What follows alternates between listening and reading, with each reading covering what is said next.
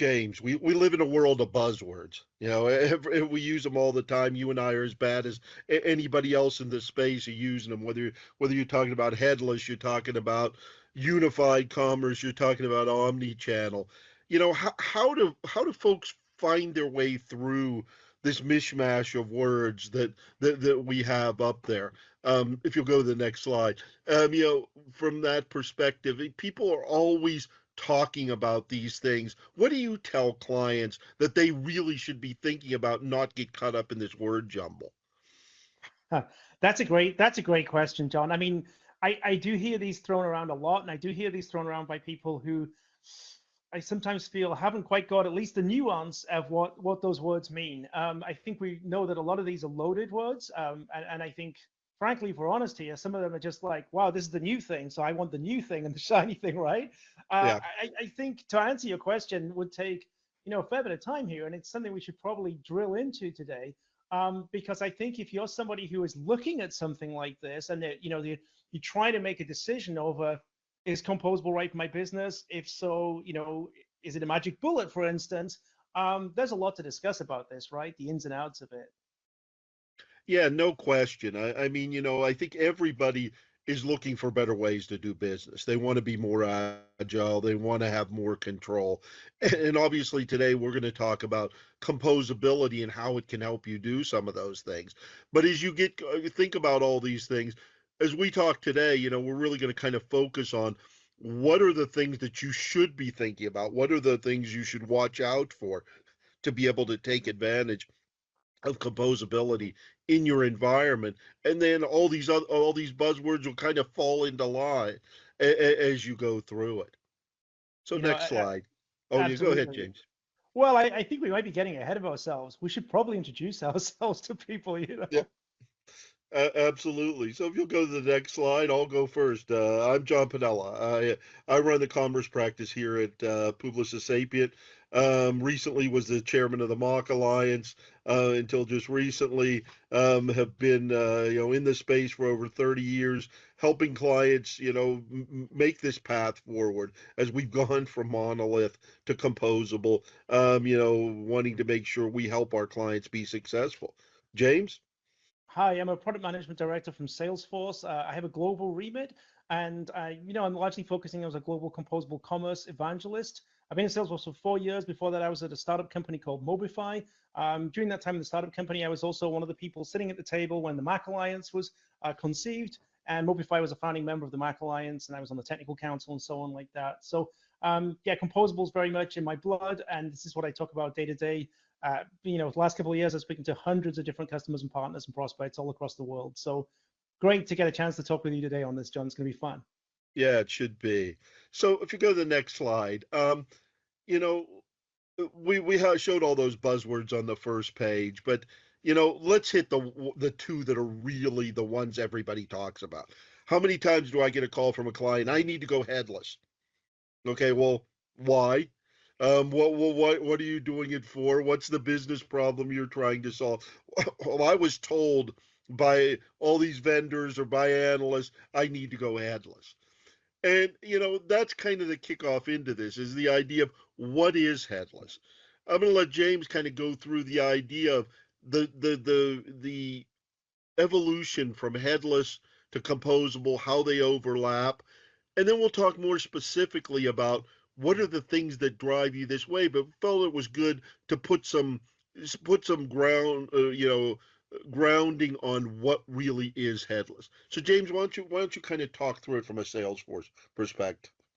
No, thanks so much, John. And I think this is, if you're sitting here right now and you're a business owner or, you're maybe a high level technologist and you don't get the chance to get into the details, I think a lot of people say, this looks like a very technologically confusing thing. I'm just going to hand this over to my tech team and they're going to make those decisions. And I think it's actually fairly simple in concept. So I think if you're a business owner, you should be able to grasp this really, really straightforward. In a traditional all-in-one solution, so people call them a monolith, you will find that all of your solution is in a single product. And that whole product is what we call tightly coupled, which means it's all strongly tied together. It's very difficult to pull any of this apart. And we're talking about all your business data, your business logic, and the look of it, the storefront, the user experience, which would be typically like a web page, for instance. This is all in one product that's generating that web page, and it has all of that data and business logic all tied together like that. So if we move to the next slide, let's take a look at what headless means.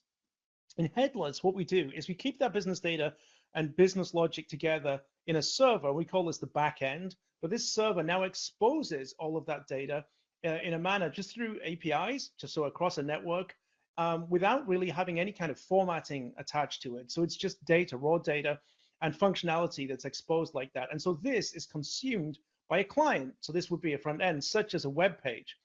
Now, one of the big advantages of this is that now your web page is completely separate from your backend technology. You can mix and match and so on like that, but also you can expose these same APIs across multiple different front ends like this. So that's already a kind of benefit, which we're going to talk about more detail later. But that's one of the main reasons for going headless, is that ability to expose that data to multiple different heads.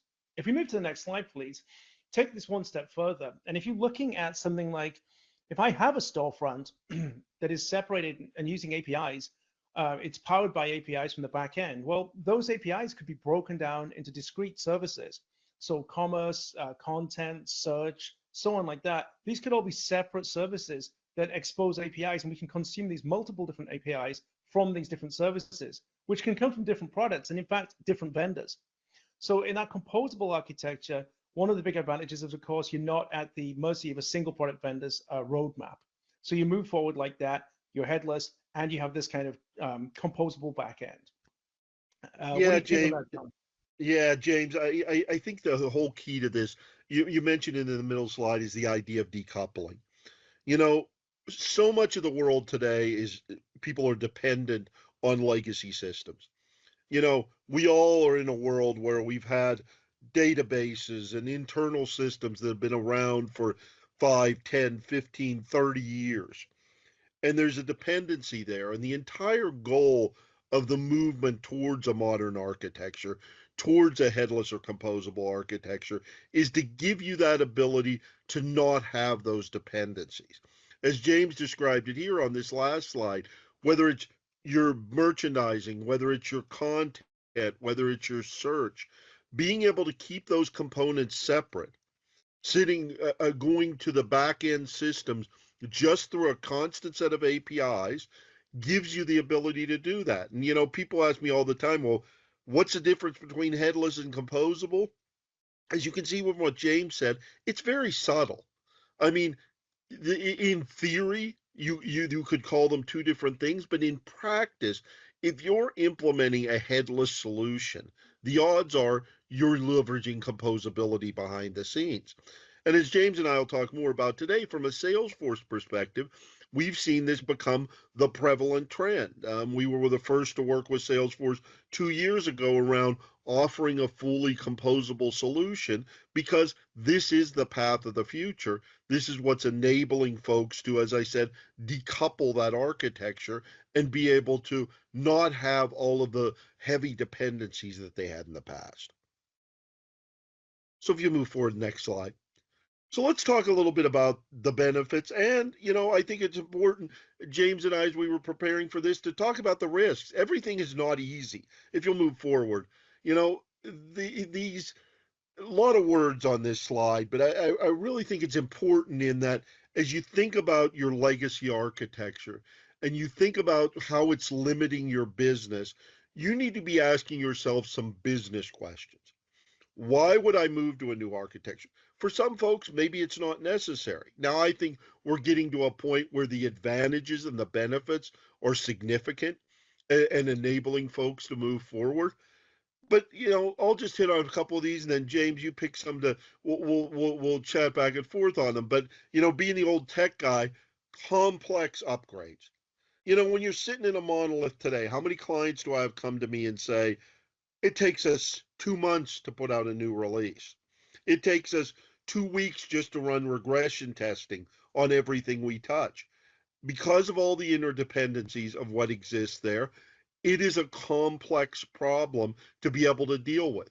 Composability gives you the ability to test. I want to change search. I only have to regression test, make my changes there. And because everything is API integrated throughout that, you don't have an issue. Operational automation. It comes back to this testing piece. When I want to do testing, when I want to do an upgrade, when I want to do a feature or functionality addition, I want to be able to automate that process. And the more they're driven through a composable architecture, the more likely you'll be able to do that. James, why don't you pick a couple of them and then I'll jump back in. Yeah, I think the experience business logic aspect, coupling them together, to me is one of the biggest drivers at the moment. I talked to a company the other day, and they were trying to understand how headless could help support their future architecture, and it was in the automotive world, and they were saying, how do we do this? And I said, well, guys, you have a website, you have a native app, you have a kiosk inside your showrooms, you actually have something inside the car. You would actually have to build 4 completely separate systems, head to tail, the data stack, everything like that. And then at some point overnight, which increasingly is a difficult thing in this global world, but in this the way that we work in a kind of global business, but at some point in the day, you would have to find a way of resolving the 4 data sets to try and keep these together, which is not what anyone expects these days. If I do something on the website, the app should be immediately updated as well. So even that is a subpar experience. So the idea of having to build these full stacks across all of these things to support these different experiences, I don't think anyone wants to do things like that. So that ability to expose this, and these channels, you also have things like social as well. And so all of these new channels that come along, that ability to move quickly and expose that business logic and data and personalized experience to multiple channels is huge. And I think I think it's the proprietary tech stack. I think yeah, your point around like how much it costs to keep everything running is another aspect of this as well. And so to your point with that one is that the proprietary tech stack, I don't think there's so much of an appetite for that these days. I think people are trying to do business in a more lean way, and so as you rightly say, just that ability to just these things that are costing a fortune to kind of maintain and stuff like that doesn't seem to be the way that people want to work in a lot of the conversations that I have with people. And as you say, that just kind of holds them back. And then they're always asking for the new features. There's suddenly things, particularly in things like retail, something becomes a new standard that everyone wants to have, and that's it. And it's like, how do we get it in our system? And when you're sitting on top of an all-in-one system that is legacy system, you're in a situation where you're not going to be easily able to upgrade and add those new features. Yeah, no, you're spot on, James. And I'll throw another one out there. James has known me; we've known each other for years. I love. I may not love buzzwords, but I love buzz phrases. And one of mine is test and fail.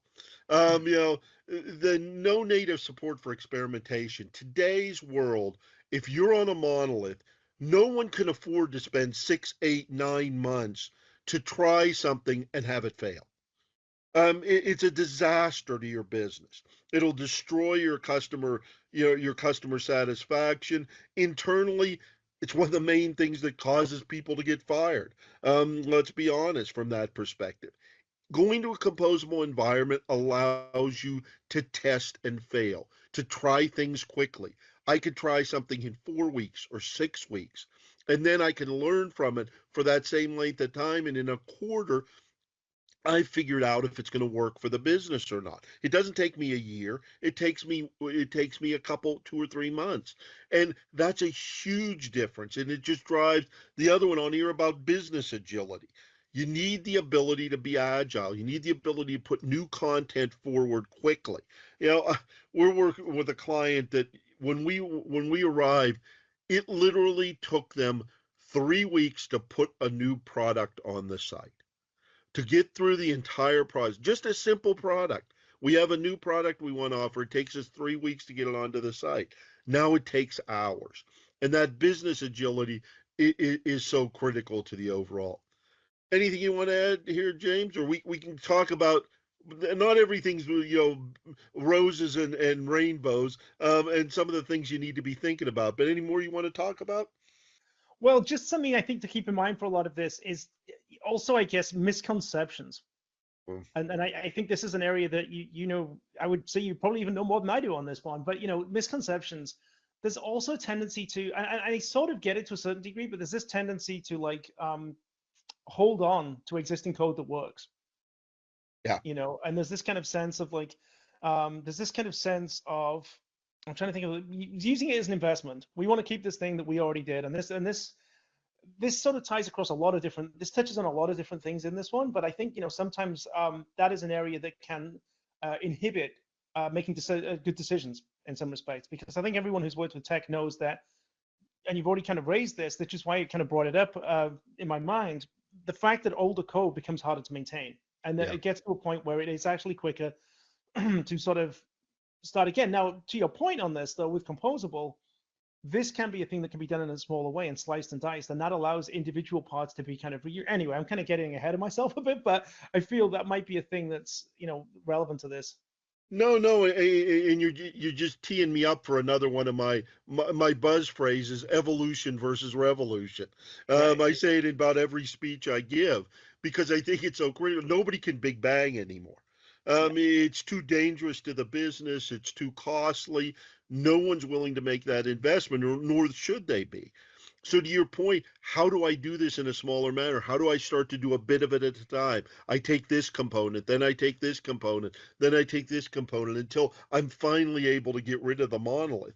Do it in an evolutionary manner to be successful. And if you'll move to the next slide, to kind of summarize that slide, these are kind of the key principles, the guiding principles I tell folks that you need to think about when you're thinking about moving to a composable environment. First of all, top on the top of the list, decoupled. Say micro front end, but the key is services, decoupled services that gives you the ability to leverage those services separately from the front end to the back end. Obviously, cloud enabled, and I would even take a step further, go cloud native. It's all well and good to be able to put your services into a container on the cloud, but make it cloud native.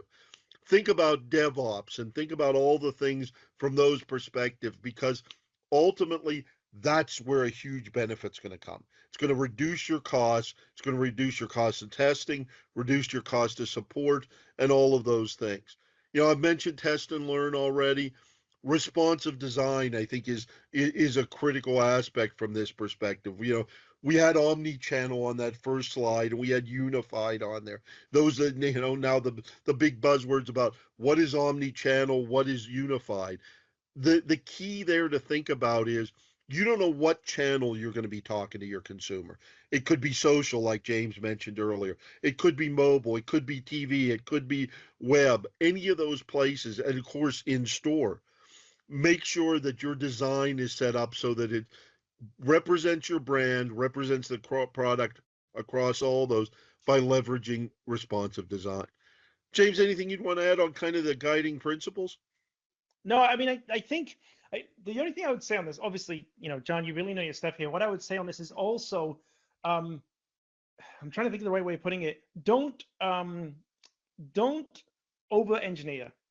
And I know that sounds like a stupid thing to say, because what is over engineering? But if you are still looking at what if this happens, what if this happens, you really have to look at variety of these eventualities. There's only so much of those things you can kind of. I've found a few of these things where it's over designed, and frankly, that is, to my mind, one of those areas where you get to a point where the project just swells uncontrollably, to huge design. And I guess what I'm trying to say here, I'm not talking about not using good coding principles. I'm not talking about things like good separation of concerns to make sure, which is, funnily enough, one of the areas that does get missed at times. I just think sometimes the kind of flexibility thing starts to get into kind of fantasy land. You really have to kind of ground yourself when you're thinking about what are we building for. And to your point, most of these are great, I think. I think sometimes maybe microservices can be too much for some businesses I've talked to, where the complexity has overwhelmed them a bit. But I definitely agree with you, the kind of package business capabilities. It's the same as the micro front end. It's that ability to think in terms of services. I totally agree with you on that one. And again, maybe that's a thing that again, we're sort of trying to bust myths today. I guess another one on that one would be, it's the guiding principles, perhaps more than the technology to a certain degree, right? And Yep. And microservices is a way of doing one of those things. So yeah, I agree with your points. I totally agree with your test and learn through experimentation, and absolutely about the whole kind of omni-channel experience. Personalization through multiple channels is just absolutely paramount these days, and these are real these are real deciding factors, I think, moving forward in terms of things that are going to make a huge difference for people's brands. Yeah, and if you'll go ahead and jump forward to the next slide, James, you just hit on a point that's key to me of this. You talked about over engineering and you talked about the idea of microservices. I tell the story all the time of what it went on with Netflix.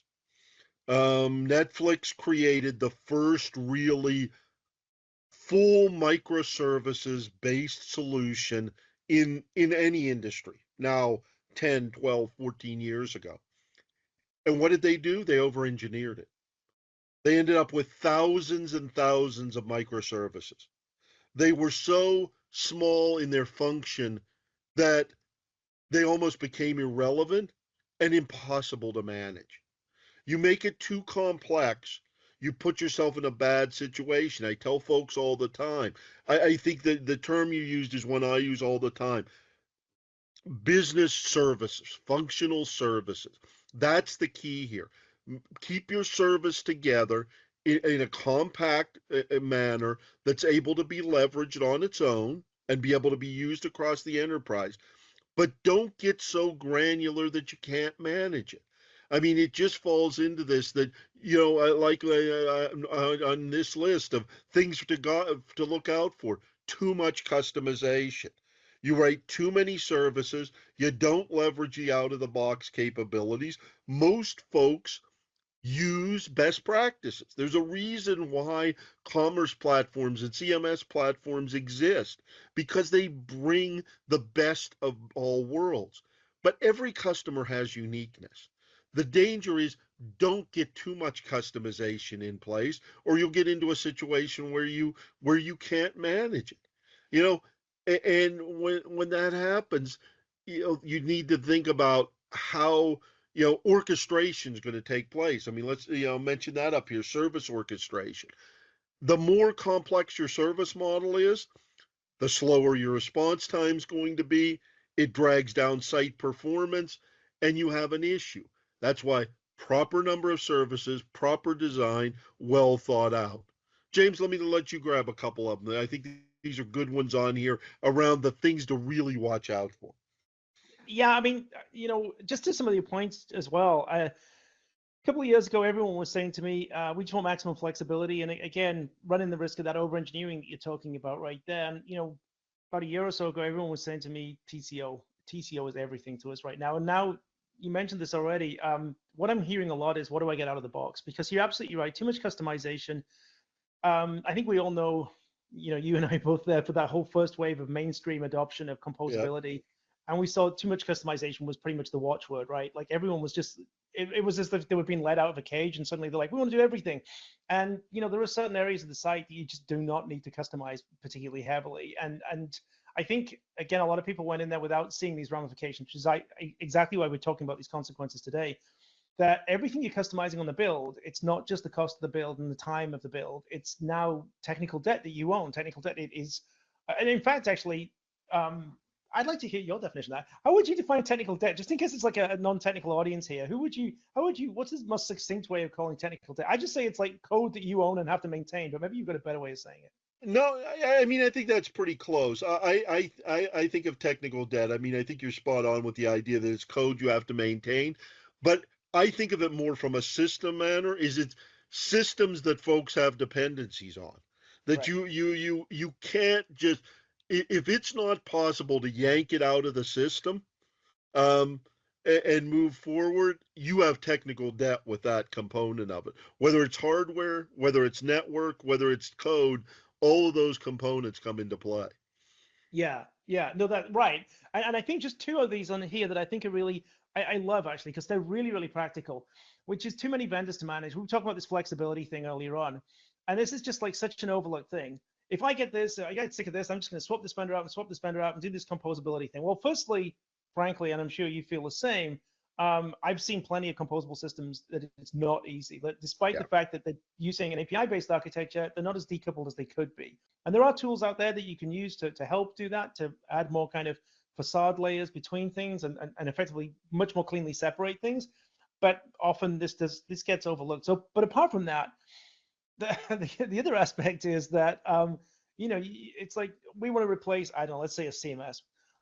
We want to replace this CMS with this CMS. It's like, well, you're still locked in for another 2 years on that deal. So, composability does not remove all of the commercial aspects and legal and contractual aspects of doing business, and so it's not as practical. Some of those perhaps potential upsides are maybe a little bit oversold at times.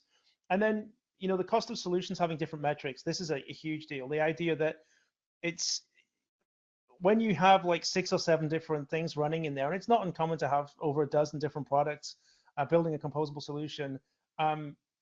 You really have to have a good way of getting an accurate measurement of how much it's costing you. Because I think one of the things that came up when composability hit, and there was a big mainstream wide adoption of composability, and a lot of that first wave, through COVID, a lot of people were throwing a lot of money at their websites. And because of COVID, obviously a lot of actual top line went up, but frankly, a lot of profitability went down. And part of that reason was exactly this point, that it's so difficult to measure your costs, because this has been measured on, I don't know, let's say GMV, this has been measured on API calls, this has been measured on a variety of things. Hosting has a lot of different things that influences how it gets measured.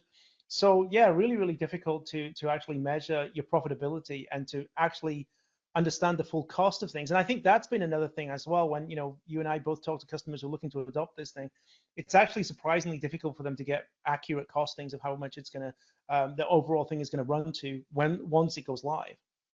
Yeah, no, and I mean, I think back to your point around the idea of switchability. Look, everything's great in theory. In true theory, a perfectly composable environment, yeah, I pull out one search engine and I put in another one. Well, again, it's never quite that simple. But even if it was, you then have this issue that you're talking about. This vendor may be measuring things in a totally different way, and now your entire business case, your entire ROI model has to be recalculated based on what is this going to do for me. It's never as simple as everyone measuring things the same way. And when you look at composability, again, I am absolutely a huge advocate of the concept, but you got to think about there are limited options in certain parts of the ecosystem. There are areas like marketing systems, like OMSs, that there's not a lot of composable options out there. You're going to have to think about how are you going to deal with that. Resources are not the easiest thing to find. It's becoming more mainstream and more folks have the skills to be able to handle it. But are you going to be able to reuse if you buy 5 or 6 different solutions? Or is one team of resources going to be able to manage all of those? Do you need 6 different skill sets? Do you need one set across that? And then the space is in flux. Look, everybody knows it's been turmoil. Acquisitions are happening, failures are happening in the space. You got to be very cautious sometimes of making sure you're choosing the right vendors and the right companies to be able to leverage in an environment like this. So none of this is to discourage you, but it's to make you think about the things beyond like I said, the rainbows and roses of what composability brings. Because I'm out there talking about it all the time, and I fully, stand behind that. But if you don't think about these things, you can get caught. And so, from a moving forward perspective, James, I know Salesforce, one of the reasons we work closely with you guys, are very focused on the idea of innovation and how you're growing the space. Why don't you talk for a few minutes on that, and then let me loop back around and talk about a joint example we have of implementing a really strong composable story. Yeah, fantastic, John. And I think one day we should do like a full director's cut where we kind of come back and just talk about this for 10 hours. And then whoever wants Yeah, to, if anyone's exactly. got like a long road trip, they can just sit and listen to us talk about this. Yeah, no problem. So let's quickly jump to the first slide. And, Salesforce really thinks very strongly, commerce was a big key feature at Salesforce's Dreamforce event this year in September. And one of the things is our unified commerce approach, which I think is really hugely important. So unified commerce includes, we have multiple different commerce offerings, and this kind of includes the concept of the ability to share catalogs, pricing, data models between commerce and order management and payments, to personalize experiences as well. I'm going to talk in the next slide about Agentforce, but personalizing experiences across all these channels, exactly like we were talking about, and then create a single connected journey. Because frequently what I think we're all seeing commerce these days is the commerce concept or the whole thing you have to deal with when you're dealing with commerce is a lot more than a typical commerce software. It's also including marketing and service. It's the full interaction, with your customer at that point. But just, quickly focusing on a couple of things super relevant from a Salesforce B2C point of view. Many people know Salesforce B2C. This is from the Demandware acquisition many years ago. Two things that I think are super relevant. Firstly, it's getting moved to a completely cloud-native solution. So this is a part of a multi-year operation that we're doing inside Salesforce that will make this fully cloud-native. Secondly, we have three different main ways of operating with this, three different storefront types. So on the left-hand side, you have the typical storefront template approach, which is like Site Genesis in the past and now SFRA. And then you have the ability to go with our composable storefront, which is based on technology that came across from Mobify as part of that acquisition, where I came from.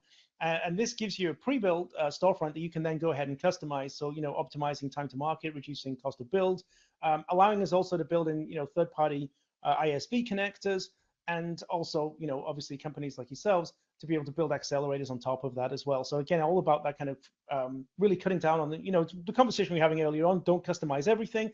You got a great starting point and customize the things where it's going to, pick those battles. And then on the right-hand side, you do have companies who do decide, well, we like Salesforce, but we want to completely own the front end. Two, three super important things here. Firstly, if you are working with our storefront templates, you still can expose the functionality through APIs to other channels. So you're not really locked in like a monolith. The other thing is that a lot of our customers have multiple different types of storefront against the same backend. So if you decide that you want to have a composable storefront using our approach for your main site, and then maybe some of the smaller regions are going to just go with SFRA, and then maybe you're going to have a native app, you could have literally all three types of storefront connecting to the same backend under the same license. So that's really a big thing. And then to your point about small changes, if you are on Site Genesis or SFRA now, and you're looking to go to a composable approach, you can use a hybrid approach where you can actually move across from one to the other, a page at a time. So exactly like you're saying, John, you can pick and choose smaller battles, much smaller projects, and you can get ROI on them much more quickly. And this is much more controllable. And this seems to be very, very popular with our customers. Let's just jump to the next slide, please. So if you don't know anything about Salesforce, we're really talking a lot about Agentforce right now, which is our AI approach at the moment. This is a huge subject. I really encourage everyone to go and look at some of the amazing stuff that we're doing. But just to really boil it down for commerce, three main areas we're looking at the moment. In the B2B space, things like Agentforce for merchants, which is about really giving a lot of automation around things that you're building as a merchant, and this allows things like promotions and writing emails for you and all the things like that to speed up and improve your productivity as a merchant running inside a company. And we have a buyer as well. So again, those kind of tasks that in a B2B experience would have to do as a buyer. So things like repetitive tasks like reordering, putting orders together, things like that. The Agentforce buyer can help you with that, the buyer agent. But for the B2C space, the kind of retail space, I think the thing that's going to be really exciting for everyone is our personal shopper agent. And this is a kind of chat-based experience, but it's not a bot. It's actually using generative AI at the other end to give kind of intelligent answers. And this is a really, really powerful thing because you're allowed to do things like order, make orders and check for things that you've already previously ordered and stuff like that. You're able to ask questions, do effectively personalized searches. But the other thing about this is that ability to really dig into a lot of different data. And when we talk to a lot of customers about what's your AI strategy, they're like, well, we don't have the data in the right place. So if we jump to the next slide, one of the most important things that we've done to remove that barrier is our data cloud for commerce. So our data cloud is a huge, hyper-scaling data lake. It isn't just the next place you put your data. So if you already have invested in things like Snowflake or Google Solutions, you can simply connect this to those. The point really being is the data cloud has access to all of that data. And this allows you to join up things like data across your commerce, your marketing, your post-sale service, to get a much fuller view onto the customer and allow these different pieces of data to influence the others. Let me give you an example. Commerce has typically been isolated. If you're constantly buying a certain product, maybe you would try and recommend it. But what if you'd had a horrible return experience and this has kind of soured you against that product? Your marketing might be still sending out those emails or messages. You might be still making personalized recommendations. Now you can start to have a more nuanced approach saying, well, actually, we don't want to remind them of that product because it reminds them of the bad experience he had. Let's do something else. So this allows you to really join up this data and give a much better, more realistic, personalized experience for your customers. And again, we're just starting to sort of dip our toe in the water here. The opportunities are going to be huge for this. Yeah, thanks, James. Because I mean, I think innovation is so critical in today's environment. I talked about it earlier with the idea of for you as a brand, the idea of test and learn, test and fail, and so forth. But when you have someone like Salesforce behind you, investing significant amounts of money and effort into innovating the product and growing with it, we're taking advantage of that with our clients for sure. And if you'll move to the next slide, I want to talk a little bit about an example and go one more slide further. Jointly, Salesforce and Publicis Sapient have been working with Asda, one of the largest grocers in the UK, formerly owned by Walmart. Walmart spun them off. They came to us and said, we want to move to more of a modern architecture. We need a new platform. We need to get away from the monoliths we carried over from our prior days, and we want to build something unique. We want to make sure we're leading the way, we're leading the market. And in turn, we went to Salesforce. This was even before the Salesforce and Publicis Sapient announcement around composability, and we want to make this a truly composable environment. Before that announcement even took place, we were designing how to do that with Salesforce. And if you'll go to the next slide, of really taking a number of vendors together. Not important for specifically who the vendors are, but you see folks like Amplience for CMS, Algolia for search, etc., in this environment, but we brought it together to truly make it composable. Salesforce Commerce Cloud at the center. It was wonderful because we were building greenfield, so we were able to design it, architect it in a way that as we talked about earlier, it's at the right level of complexity. We're not building thousands of microservices. We're building functional business services that are being able to be leveraged, and they encompass these third parties.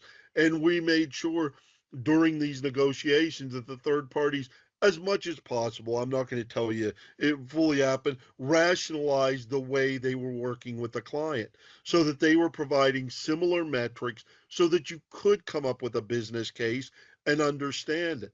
And now this site's about to go live fully, for all business.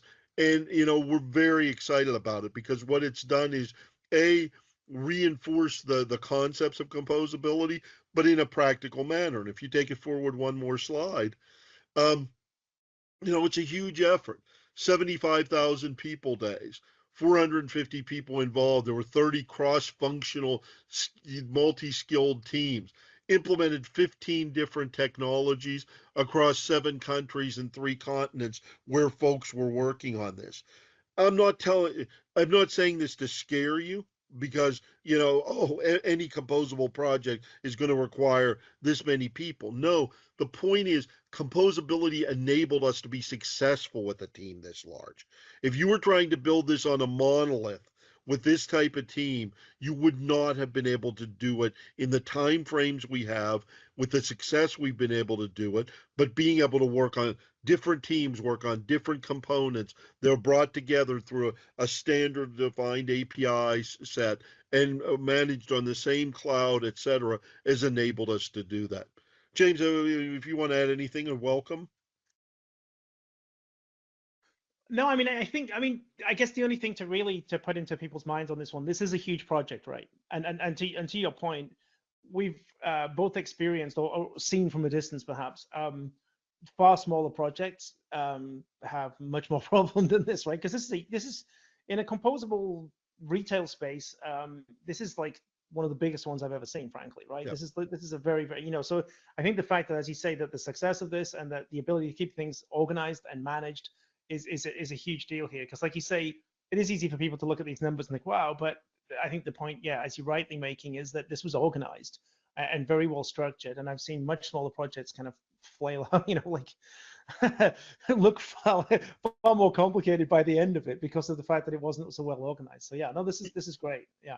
Yeah, no doubt, James. Well, great conversation today. I mean, I may take you up on doing that director's cut or the mini series version at some point, that people can watch. But any last words for folks from your side? And then I'll kind of wrap it up, and we'll go into a little bit of Q&A from the folks. Yeah, I mean, I think, it's like you said at the start, I think when you're doing this, it's not a magic bullet. And I think we all have to be aware of that. And it's also not like, the big bad wolf. It's not something to be scared of either. You have to go in with your eyes open. You have to go in with people who've done this. And generally, when people come to me just sort of offhand and say, who do you recommend? One of the first things I'll say is, look at what they've done in the past. Go and have a look at the examples of this stuff that's been done, because I think it is a fairly complex subject. It's a little bit non-intuitive getting a good performant composable site. And what I mean by that is I've seen very, very good developers trip over the first couple of times, and Yep. it's only like after that they start to learn all of the various skills needed to really get the best out of this. So yeah, I always say go with an experienced developer. There was something you were saying earlier on about the size of a project. Remember what your business is. I think one mistake that I saw a couple of companies make is somehow they were convinced they were now a software engineering shop. And what we're seeing a lot of it, I'm certainly seeing a lot of it. Interested to see if you're seeing this, John, but Yeah. a lot of companies say, we're not a software engineering shop. We need to focus on our core business. And so exactly to your point, understand what you can do in-house, where to outsource, and again, control the scope of the complexity. Like, what are you looking after once you've gone live? And then finally, I always say this, tie this to KPIs and business metrics, because I saw a bunch of projects where this was like, we're going composable because the guy at the top says we're going composable, that's it. And then the guy at the top changes and everyone's like, why are we going composable? What's the justification for this? Look at the, cost this is to the business. Yep. So get the KPIs in order, so you can come back a couple of years later and say, this was a big success. And we've got the, in black and white, we can prove that this is a big success. Yeah, no, James. I mean, I'll just wrap it up with three things that I always say around this. First of all, come at this from a business problem. Technology for technology's sake. Look, I've been in this business. You can see from my gray hair for 40 years, delivering technology, and delivering technology for the sake of technology never works. Understand what your business challenges are, understand what your goals are. As James said, understand what the KPIs are. That's the first thing. Look at it that way. Second, set yourself up a firm set of guiding principles and stand behind them. If you once you start veering from that path, problems occur. When you start making sacrifices for the sake of timeline, for the sake of quality, set up a set of guiding principles that you follow. And then lastly, bring in the right partner and do it in an evolutionary manner. Don't let anybody convince you that a big bang is the only way to go.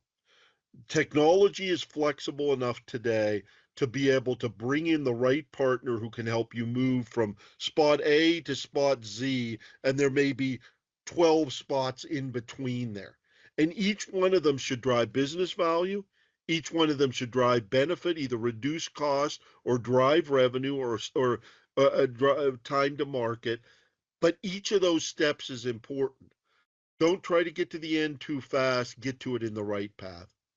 So again, thanks everybody. I'd like to open it up for some Q&A.